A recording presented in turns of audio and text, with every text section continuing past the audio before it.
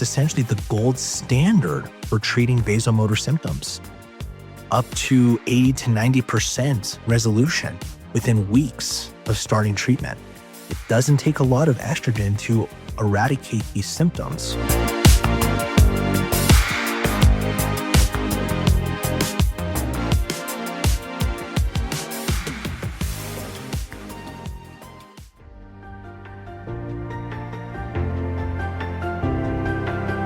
Welcome to Hormones Happen, the no-fluff podcast for men and women who are tired of feeling stuck in someone else's body. If you've been dragging through your day, struggling with stubborn weight, low sex drive, brain fog, or just feeling off, you're not crazy, and you're definitely not alone. I'm a nurse practitioner who's helped countless people transform their lives through hormone replacement therapy, and I've been through the journey myself. Here, we cut through the confusion, ditch the shame, and talk real solutions. Because it's time to stop just surviving and start thriving. This is your moment to be the hero of your own story.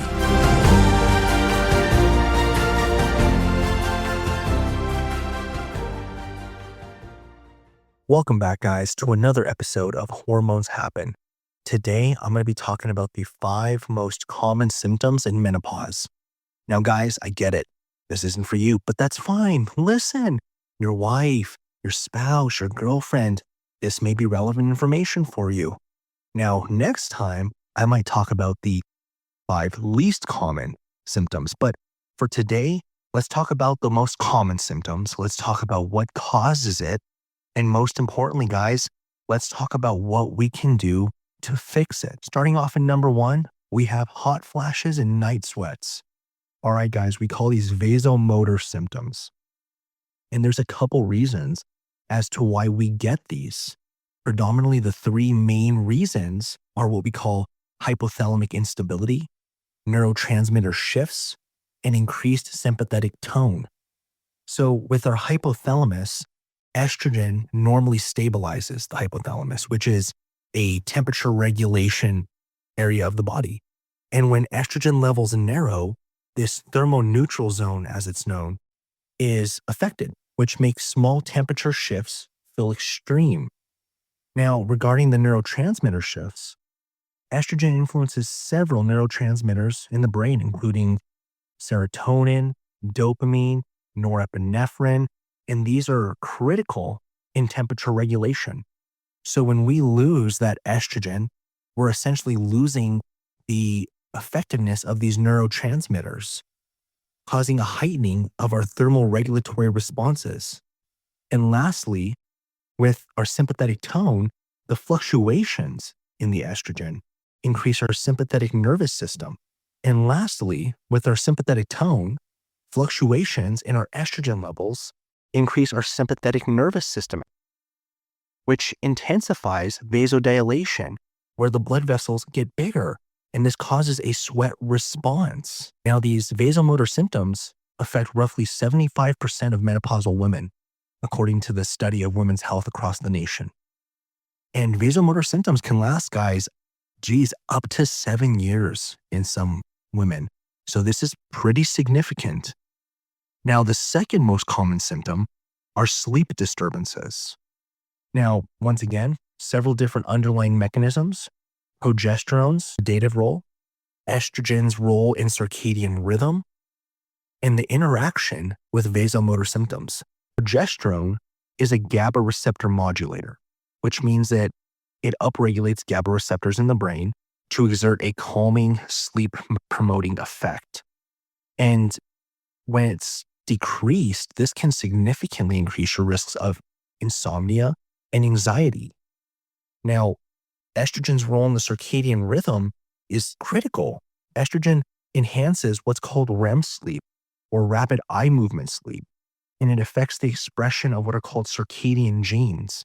And when our estradiol levels decrease, this decline disrupts our sleep cycles. Now, the night sweats, this can often cause sleep interruptions as well. And this falls into that vasomotor category. And poor sleep, in turn, amplifies those mood symptoms and fatigue the next day, right? Up to 60% of menopausal women report insomnia or poor sleep. in a 2015 study in menopause found hormone therapy significantly improved sleep quality in symptomatic women. Testosterone isn't just a guy thing. Women need it too. The problem? No one's been paying attention until now. At Still City HRT and Weight Loss, we prioritize you with personalized treatments designed to restore balance and help you feel your best. If you're ready to start taking back control, call or text 719-669-4223 now. All right, number 3, mood changes. But what kind of mood changes, right? I'm really focusing on depression, anxiety, irritability. And what causes this? Well, we have a couple things. Serotonin dysregulation, HPA axis sensitivity, and neuroplasticity changes. I know, guys, stay with me here. As far as the serotonin goes, estrogen enhances tryptophan hydroxylase, which is a key component of serotonin synthesis and serotonin receptor expression. And when estradiol levels decrease, it decreases this serotonin tone, which contributes to this mood instability. Regarding the HPA axis, hypothalamic pituitary adrenal axis, it's regulated by estrogen. And the loss of estrogen increases our cortisol, which is a stress hormone that we usually exert in response to stress. And the increased levels of this cortisol can lead us to feel stressed out, anxious, irritable, once again, difficulty sleeping, anyone? And as far as neuroplasticity changes, reduced estrogen affects what's called hippocampal and prefrontal cortex function. I know, guys, this is a lot of big words. I'm trying to make it somewhat digestible, but there's nothing simple about what happens behind the scenes here. And the effects on the hippocampal and prefrontal cortex leads to these emotional dysregulations as well. Very multifaceted. Women in perimenopause actually have a 2 to 4%. Women in perimenopause actually have a 2 to 4 times higher risk of depressive symptoms. And this was actually found by the Harvard study of moods and cycles.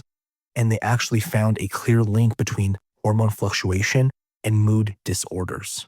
4th most common symptom for menopause: vaginal dryness and genitourinary syndrome of menopause, GSM. This is a clinical diagnosis, guys. There are several factors as to what can cause this. I'm going to focus on the 3 most common physiological or pathophysiological causes of this: epithelial atrophy, microbiome shifts, and reduced vascularity and elasticity. The epithelial atrophy: estrogen maintains vaginal mucosal integrity by stimulating cell proliferation and glycogen production, right? The cell growth, the production of sugars, and the loss of estrogen leads to thinning. Not just thinning, guys, but decreased lubrication and an increased pH of the vaginal mucosa. Now, microbiome shifts. Microbiome shifts, guys. Estrogen promotes lactobacilli growth, which keeps vaginal pH low and inhibits pathogenic bacteria. Now, remember, when estrogen levels get low, the pH increases, and this is going to essentially foster dysbiosis and increased infection risk. Now, we are changing the pH, the thickness, and the overall microbiome of the vagina here, guys. Now, lastly, vascularity and elasticity. Estrogen sustains collagen production, and it also sustains blood flow in the genital tissues.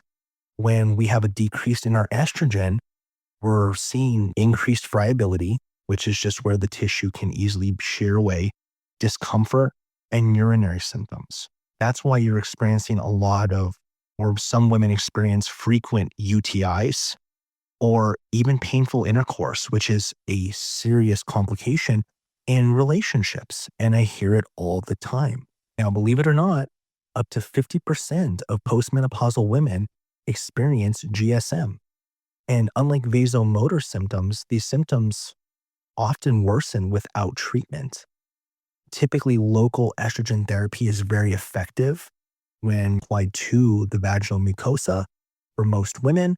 However, the one caveat to this is oftentimes we don't get enough of a dosage for it to go systemic. And our fifth most common symptom of menopause, cognitive changes. Have you guys heard of brain fog? Now, there are a couple different mechanisms for this as well. Neurotropic support decline, cholinergic function, and reduced cerebral perfusion. Guys, stay with me here. Estrogen promotes brain-derived neurotropic factor, BDNF. This is crucial for synaptic plasticity and neurogenesis. When estradiol is low, it impairs your cognitive efficiency. Now, I've said it before, guys. Estradiol increases your neuroplasticity. It's brain volumizing for all these reasons. Now, cholinergic function. Estrogen modulates acetylcholine, which is essential for memory and attention. Its decline weakens short-term memory and focus. And lastly, estrogen enhances cerebral blood flow and glucose utilization. And with menopause, these processes decline, impacting the amount of energy that's delivered to our brain. Now, what do we do about all this, guys? Now, while brain fog or cognitive changes are commonly reported in perimenopause, the Women's Health Initiative memory study and some other subsequent analysis suggest that estrogen therapy may protect against cognitive decline when initiated near menopause onset. This is something I've been telling you guys about for quite some time. Now that we've talked about the 5 most common symptoms and what causes them at a fairly deep level, what do we do for it, guys? How can we help with this? Well, let's talk about it. The solution starts with 3 letters, guys. HRT, hormone replacement therapy. Now, how is HRT going to help with our hot flashes and our night sweats? Well, it's going to restore the hypothalamic thermal regulation. It's going to modulate neurotransmitters. And it's essentially the gold standard for treating vasomotor symptoms. Up to 80 to 90% resolution within weeks of starting treatment. It doesn't take a lot of estrogen to eradicate these symptoms. What about HRT and our sleep disturbances? Guys, if you like content like this, please like, follow, and share the Still City HRT and Weight Loss Facebook and Instagram page. Now back to the podcast. It's going to improve our sleep architecture. Essentially, the progesterone, which has a sedative effect and an anxiolytic effect on the GABA receptors, is going to help promote a deeper, more restorative sleep. It's going to reduce the night sweats by eliminating the vasomotor symptoms. And it's going to stabilize those circadian rhythms, which are essentially our sleep-wake cycles because of the estradiol. What about mood changes? So HRT does quite a few things, guys. It boosts serotonin and dopamine. It blunts cortisol response. Remember that stress hormone? And it also has neuroprotective effects. It's a triple whammy here, guys. And although this is probably no surprise to any of you, multiple studies have shown that perimenopausal women on transdermal estradiol plus oral micronized progesterone have reported significantly fewer mood symptoms compared to placebo. Surprise, I see it all the time. Now, guys, the vaginal dryness and GSM, this is something that doesn't get talked about enough, but this is a very real and serious complication for women, especially when we're talking about frequent urinary tract infections, getting ill, and then of course, painful intercourse. That's a difficult thing to talk to your provider about. So how can HRT improve those symptoms? Well, it helps to rebuild that mucosal integrity. It improves the epithelial thickness. It increases the moisture, and it improves the elasticity, all of the biggest problems that cause it. It also balances out that microbiome and the pH. We're going to restore that original vaginal pH, which is going to help promote the good bacteria, the lactobacilli, growth, and it's going to kick out all of the bad pathogens that we don't want. And it relieves urinary symptoms, guys. The improved blood flow and the tissue tone, it reduces that urinary urgency. Not just that, but we're also going to be significantly decreasing our risk of bladder and urinary tract symptoms. And not just that, but we're going to be decreasing the frequency of those recurrent infections. Now, like I said earlier, local vaginal estrogen, typically as a suppository or a cream, are especially effective with minimal systemic absorption. But the bigger issue here, now, like I said earlier, local vaginal estrogen is typically applied to the vaginal mucosa, either a suppository or a cream, and it helps to provide estradiol to the localized vagina, which helps to alleviate these symptoms. Biggest issue here is the dosage is usually not high enough to become systemic, which is a whole nother can of worms that we will talk about at another time. Now, what about that damn brain fog? What is HRT going to possibly do to make me remember where I left my car keys? Well, it's going to enhance neurotransmitter signaling.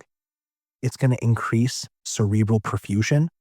And it also supports long-term brain health, guys. The cognitive improvements are especially noted from what I've been told from my patients in the verbal memory and processing speed among newly menopausal women on HRT. Now, I have many patients who I treat with HRT, and brain fog is absolutely one of the top 5 symptoms I hear about. And I will have women tell me that they notice a huge improvement in their ability to articulate and understand speech.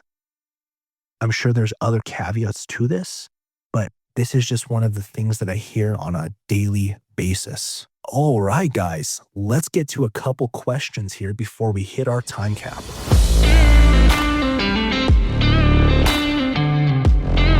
Let's get real for a second. Yeah, aging happens, but feeling exhausted, struggling with sleep, losing your edge in the bedroom, and watching your confidence tank, that's not just getting older. That's a hormonal imbalance, and you don't have to live with it. They'll tell you hormones are dangerous, but hand you a prescription with a mile-long list of effects. Enough is enough, guys. At Still City HRT and Weight Loss, we cut through the noise. We offer safe, bioidentical hormone therapy customized to you and backed by real lab monitoring and personalized care. Because your health isn't one size fits all. If you're done with the BS and ready to feel like yourself again, strong, focused, and confident, call or text us at 719-669-4223. Let's build a plan that actually works for you. Still City HRT and Weight Loss. Be the hero of your own story. All right, guys, let's go ahead and get to that Q&A. Remember, these are all questions that were given to me by you guys to hormoneshappen@stillcity-trt.com. And I read them unfiltered, unedited. We just go. Dennis P. from Colorado. My TRT provider drew some baseline labs, but will not prescribe me an estrogen blocker, even though I have high estrogen already. I know it will get worse once I start TRT and don't want to develop gyno. My total test was 347 and my estradiol was 63. Of note, my FSH was also decreased, so I'm not sure if that plays a role. He didn't know. All right, Dennis. Well, it looks like we have a lot going on here, man. Your testosterone is definitely low, and your estradiol is a lot higher than I would expect it to be. Now, in a man, we make 2 different types of estrogen. We make estrione and we make estradiol. Predominantly estradiol. We make small amounts in the testes, small amounts in the adrenal glands, which sit on top of our kidneys, but a majority is actually aromatized or converted from testosterone via an enzyme called aromatase. Now, we all have a genetically set testosterone to estradiol ratio. And when that ratio becomes narrow, we develop estrogenic symptoms. It doesn't have anything to do with the actual estradiol number. For instance, if your estradiol was 100, you would have issues if your testosterone was 300. You wouldn't have issues if your testosterone was 1500, or very unlikely. In your situation with that total testosterone, I would expect to see an estradiol level much lower. Now, the other thing that plays into this too is the depressed FSH. Now, I noticed you didn't say LH, so I'm going to assume that was normal. Now, what I can tell you about this, and I don't really know a lot about your body habitus, but there are some situations that can increase the aromatization outside of our natural genetic propensities. There are some genetic anomalies where people just aromatize at higher rates. I have seen that. The most common cause is increased adiposities or being severely overweight. An additional 300-400 pounds. Remember that aromatase, the enzyme, is stored in fat tissue. So the more fat tissue we have, the more potential for aromatization of testosterone we have. And oftentimes what I'll see is in this patient population, I will see increased aromatization rates. And in your instance, that estradiol level is unproportional to your total testosterone, comparatively to where I've seen hundreds of other ratios. Now, the specific thing about FSH and its relationship with estradiol is that when we have these negative feedback loops that tell our brain when and when to stop making these stimulatory hormones, estradiol has a higher binding affinity for FSH. So my hypothesis here is that you aromatize at a higher rate and the increased estradiol is depressing your FSH. If I had an LH and they were both low, then I would have suspicions of potential secondary hypogonadism, and that would be a whole nother discussion. But based off the labs you provided, Dennis, I would actually probably treat you with an aromatase inhibitor initially, assuming that this is due to adiposities. And then as the weight came off, we would be able to strip it down. All right, Sarah from Wyoming. I've been on 50 units of tirzepatide for 3 months, but have been gaining weight steadily. My provider won't increase the dosage because I get super sick every time we do.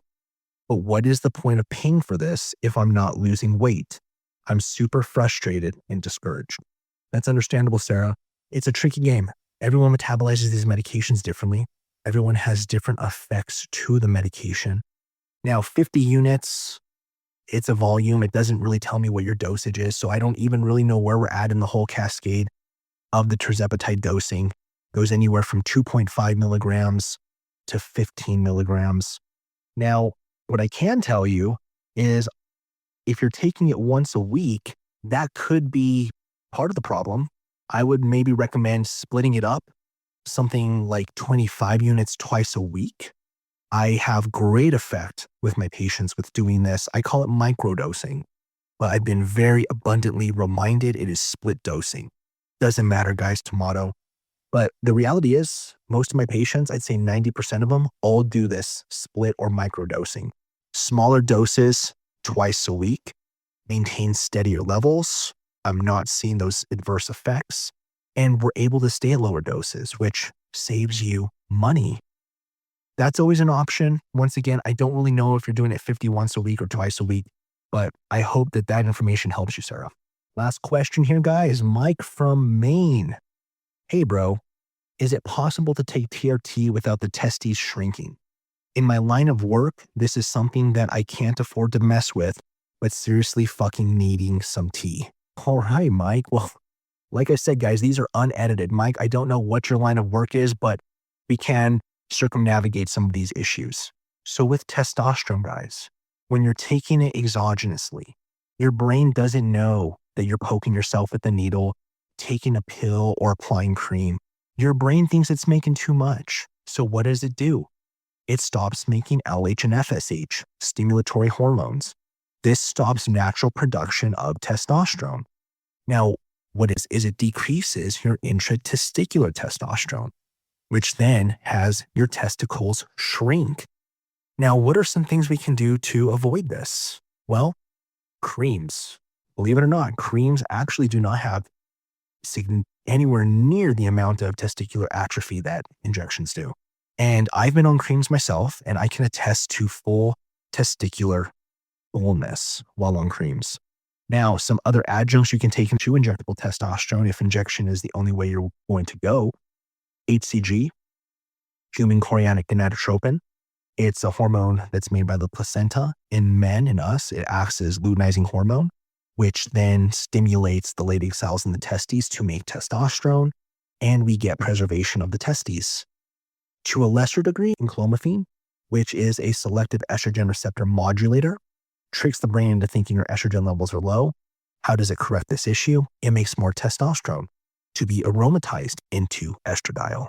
Now, those medications are also used as adjuncts for fertility, but at the end of the day, our intratesticular testosterone, which is typically 100 times higher than what's in our blood, is needed for fertility, for sperm health.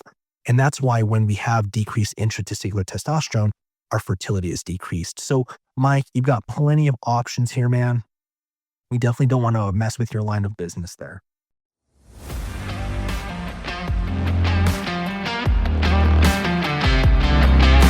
That's a wrap on today's episode of Hormones Happen.